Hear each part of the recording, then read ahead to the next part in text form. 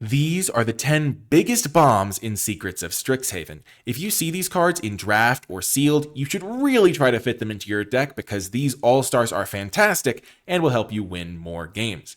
First up is Stirring Hopesinger. For 2 into white, you get a 1/3 bird bard that has flying and lifelink, and repartee. Whenever you cast an instant or sorcery spell that targets a creature, put a +1/+1 counter on each creature you control. This is an absolutely fantastic card. It can just completely run away with the game by itself, because if you pair this with like any board state, like you have one other creature even, putting counters on 2 creatures is fantastic. Even more creatures, you just run away like completely. You just like put 3 counters, 4 counters onto your team, and you just get a huge advantage. That's assuming the Hopesinger dies really quickly. If you start putting multiple counters on your team, the game just ends in a real hurry, and it's cheap enough that in the mid game, when you kind of have this board state developed, you can often play Hopesinger and then immediately play a card that targets a creature that's an instant or sorcery, and then immediately trigger it before your opponent can even kill the Hopesinger, or maybe they're tapped out or something like that. And so you can guarantee some value from the card where even if they kill it, you've still buffed your whole team at least once, which is really, really strong. There's also plenty of cards that work well with this, not only removal spells that target your opponent's creatures or combat tricks that target your creatures, but there are some other cards in this set specifically meant to be instants and sorceries that target creatures to work with this repartee mechanic, and Stirring Hopesinger is fantastic with those. Just a fantastic card, absolutely phenomenal, and one that you should be taking incredibly highly.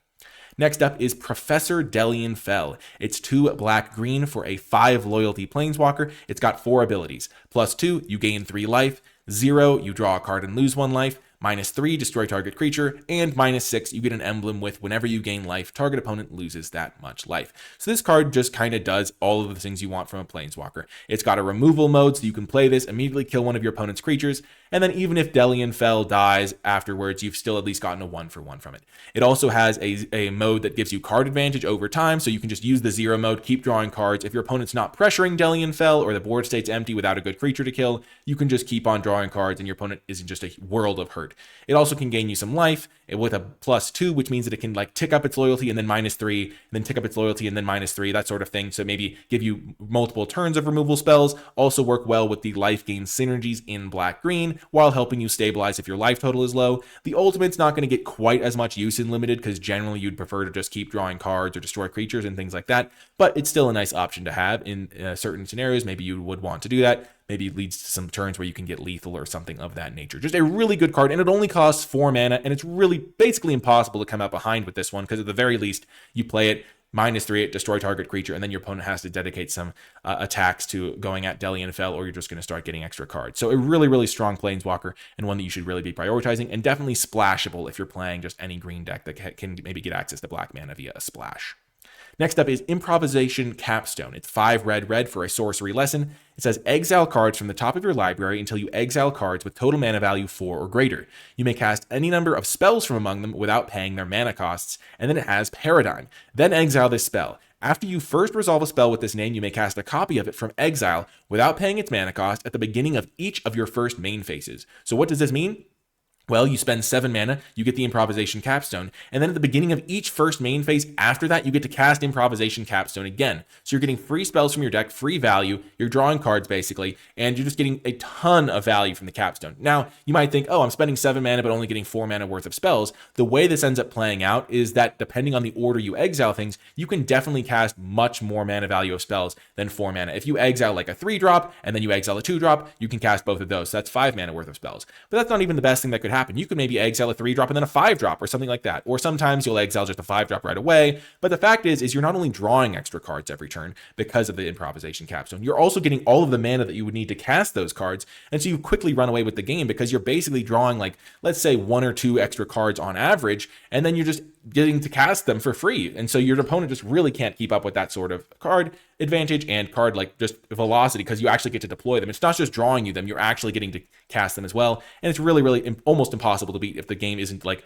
on the brink of over already. Like if your opponent has you like at 1 life, this might not save you, but if the game is like relatively even, you cast this, the game just pretty much ends because you just get a flood of card advantage that your opponent can't compete with. Just a really stellar card. Next up is Slumbering Trudge. It's kind of the polar opposite in terms of when you can cast this in the game and absolutely wreck your opponent. For X green, you get a 6/6 plant beast. This creature enters with a number of stun counters on it equal to 3 minus X. If it entered with a stun counter on it, tap it. So if you spend a single green mana on this card, it'll enter with 3 stun counters on it. So on your second turn, it'll lose one of the stun counters. Your third turn, it'll lose the second. And then on your fourth turn, it'll lose the third, which means by turn 5, you're going to have an untapped 6/6. And that might not sound crazy because by turn 5, players are going to have bigger creatures, but the fact that you only had to invest 1 mana into this means that if you play this on turn 1, by the time you get to turn 6, or turn 5, when you can like untap and attack with this and block with this and all of that, you've still been deploying other cards, and now you just spotted like a 6/6 that you didn't have to really invest mana into, especially because turn 1 is often a turn that doesn't get used in limited anyway, because there's not as many 1-drops.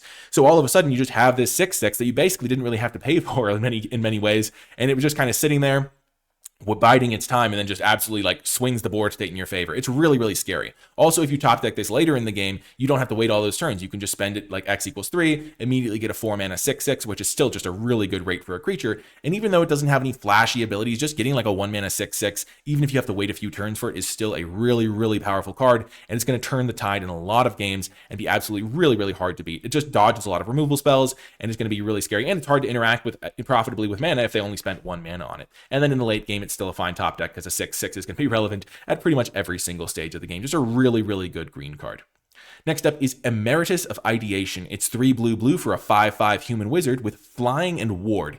This creature enters prepared, and whenever this creature attacks, you may exile 8 cards from your graveyard. If you do, this creature becomes prepared. And what's the prepared spell? Well, it's Ancestral Recall. For a single blue mana, it's an instant. Target player draws 3 cards. So not only are you getting a 5 mana 5/5 flyer that's kind of hard to kill because of ward 2, in addition to being a 5 toughness creature that also makes it hard to kill, but you can draw 3 cards with this thing. So if you are able to play Emeritus of Ideation and like wait that extra turn or maybe a couple turns to be able to play it and immediately play Ancestral Recall, it's like a 4-for-1 because you not only got your big creature, but then you also drew 3 cards from it. So if your opponent does like use a removal spell on Emeritus, then you're still up 3 cards, which is just really, really strong. You also get to use the ability maybe multiple times in a game, though generally you only need to use it once. And if you do need to just cast it on turn 5, maybe you don't think you'll find your 6th land drop for a while, maybe you just really need a big blocker at the time, a 5/5 flyer with ward 2 is really hard to deal with and is oftentimes going to be able to survive long enough for you to be able to cast an Ancestral Recall. It's a really, really scary card, and one of those ones where when you beat it, you feel like you really accomplished something, and when you have it and you get to play it, you feel like you're getting some free wins. It's just really, really strong. Next up is Antiquities on the Loose. It's 1 white for a sorcery that says create 2 2/2 red and white spirit creature tokens. Then if this spell was cast from anywhere other than your hand, put a +1/+1 counter on each spirit you control, and it has flashback for 4 white. So 3 mana to make 2 2/2s is already a good rate. It's really hard to deal with those kind of profitably because you're getting 4/4 worth of stats for just 3 mana, but it's spread across 2 bodies. So if your opponent has like a kill spell, if they kill one of them, you're still up at 2/2. So that's already a pretty solid card. That would be a good card. But the fact that it then flashes back, gets 2 more 2/2s, and puts a counter on each spirit you control, including the original ones, means that you can essentially get 12 worth of stats for 1 card. So if you play, like, say, the first half of this on turn 5, then you flash it back on turn 6, you have 4 2/2s that all have counters on them, 4 3/3s essentially now, and there's other spirits in this set, so you might even be getting more power and toughness. It's just like a 1-card army that also has some other random synergies where if you happen to like mill this to an effect, then you get the flashback kind of spotted to you. If you if you end up discarding it to an effect, though generally you would want to cast the first side of the card, you can also discard it in a pinch if you really need to and still flash it back. It's just kind of these 1-card army cards that are really hard to deal with, especially because you just like 3/3s are like that sizing of creature where they can just start to like trade with most things. There's a lot of things that like if you have like a bunch of 2/2s, maybe your opponent has like a couple of 2/3s or a couple of 3/3s or things like that. But your opponents generally aren't going to have tons of cards that have like more than 3 toughness. And so these spirits are real creatures even well into the late game. And just 1-card army cards are just really, really scary. And this is a very strong one. Next up is Berto, Wise Extrapolator. Speaking of 1-card armies, this is 2 green-blue for a 1/4 legendary frog druid. It has increment whenever you cast a spell. If the amount of mana you spent to cast it is greater than this creature's power or toughness, put a +1/+1 counter on this creature, which is convenient because this has 1 power, so it's going to be pretty easy to trigger that. And whenever 1 or more +1/+1 counters are put on Berta, add 1 mana of any color, then X tap, create a 0/0 green and blue fractal creature token, and put X +1/+1 counters on it. So you play your 4 mana 1/4. If your opponent doesn't kill it immediately, the next turn you just play a land and you can just tap it and make a 5/5. And then you can just do that every turn for the rest of the game. Just spend all of your mana making a giant creature.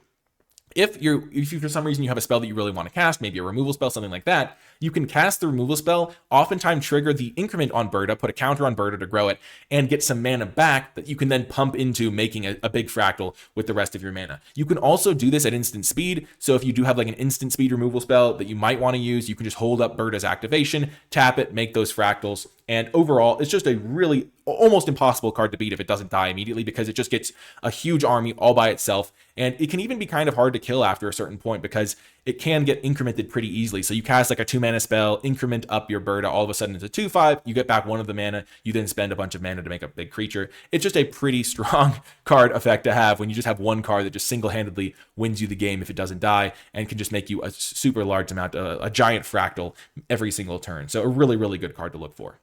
Next up is Arc of Hunger, another 4-mana value engine, 2 red-white. For an artifact, whenever one or more cards leave your graveyard, this artifact deals 1 damage to each opponent and you gain 1 life. And then it has tap, mill a card, you may play that card this turn. In a red-white deck, there are many cards that are built to leave your graveyard because that is the synergy of this deck. And Arc of Hunger works so well with all of those because not only is it going to trigger cards that care about having cards leave the graveyard, you activate Arc of Hunger, you like mill over a land, maybe play the land, all of a sudden that's a card that leaves your graveyard for all of the synergy pieces that care about that. But there's multiple cards that will be leaving the graveyard anyway, so you can not only be dealing 1 damage from the Arc of Hunger having the card leave the graveyard, but if you have like a couple other cards leaving the graveyard each turn, you're going to be dealing like multiple damage to your opponent, gaining multiple life, buying a bunch of time, and just a fantastic card for the red-white deck. It's also relatively splashable. If you're playing like blue-red, you can splash it or something like that, but just drawing an extra card every turn while gaining life and dealing some damage to your opponent is just really hard to deal with, especially on an artifact that a lot of decks aren't going to be able to answer. And so some of these cards that are like creatures are really, really strong, but decks play creature removal, so they are potentially answerable sometimes in that sense. But artifacts, some decks play like some cards that can deal with these, but there's not going to be as much artifact removal running around. So if you play Arc of Hunger, it's like a guaranteed value engine that just like ensures the late game for you and makes it really, really hard for your opponent to do much, especially because in a red-white deck, it's going to have tons of synergies as well. Next up is Quandrix, the proof. For 4 green-blue, you get a 6/6 flyer with trample. It has Cascade. When you cast the spell, exile cards from the top of your library until you exile a non-land card that costs less. You may cast it without paying its mana cost. Put the exiled cards on the bottom in a random order. And then Quandrix also says instant and sorcery spells you cast from your hand have Cascade. So not only are you getting a 6-mana 6/6 flying trample, which is already a great card. That's a giant flyer for 6 mana. Normally you would have to pay maybe 7 mana or a little bit more for a 6/6 flying trample. But it also cascades, so it can cast you a card that costs 5 mana or 4 mana, or maybe you cascade into even a 3-drop, but you play Quandrix, you cascade into something, and then even if your opponent kills the Quandrix, you still get to keep whatever the card you cascaded into. So you still keep that value. And if you do untap with your Quandrix, like you survive the turn and it doesn't get killed, any instant and sorcery you cast from your hand also is getting tons of extra value from Cascade. So giant flyer combined with value when you cast it, because you're getting that Cascade no matter what, and then the instants and sorceries you cast from your hand also have Cascade. So if you untap with it, you get even more value, in addition to just hitting them with a 6/6 flyer, probably being good enough to win you the game. This card's absolutely stellar, and one you should be trying to include every time you see it, pretty much. And the final card we're looking at is Moment of Reckoning. 3 white, black, so it's a bit expensive at 7 mana. It's a sorcery. It says choose up to 4. You may choose the same mode more than once. Destroy target non-land permanent, or return target non-land permanent card from your graveyard to the battlefield. So this is pretty much as close to a one-sided board wipe as you're going to see. It's 7 mana, but you can kill 4 non-land permanents, so you can just kill 4 of your opponent's creatures if you would like. Oftentimes, though, you're going to have some good creatures of your own in your graveyard, so you'll kill like 3 of your opponent's creatures and get back a creature of your own. Or you'll kill 2 of your opponent's creatures because they only have 2 creatures and get back 2 creatures of your own, or 2 non-land permanents, so it doesn't just have to be creatures, but generally it will be. And so this sort of card where it's like, oh man, I have a board wipe, but my board state's better than theirs, so I don't want to cast my board wipe, or something like that. This dodges that completely, because if your opponent only has 1 good creature, you can just kill their good creature and get back 3 of your own, or something like that. And it does cost 7 mana, which is quite a bit, but the fact that when you cast this card, it pretty much guarantees you're like getting a 4 for 1, and you're just like absolutely wrecking your opponent. You can get so much mana value worth of cards from this. Like if you have a couple 4-drops in your graveyard, get back 2 4-drops, kill 2 of their creatures, it's just such a huge amount of value that you're getting from 1 card, and just absolutely devastating your opponents. This is the exact sort of card where you wonder, how could I possibly lose this game? game. There's no way I lose this one. And then they play Moment of Reckoning, and you're like, oh, I'm just losing super badly now, and there's nothing I can do about it. And Moment of Reckoning is that sort of swinging card, and definitely one that you should be looking to play. That's going to do it for this video, though. Thank you so much for watching. If you made it to the end of the video, leave hashtag #TheBest in the comments section down below, because these cards are all-stars, the best of the best, and will help you win more games and give you the best chance for winning. That's going to do it for this one, though. I hope you enjoyed it, and I'll talk to you next time.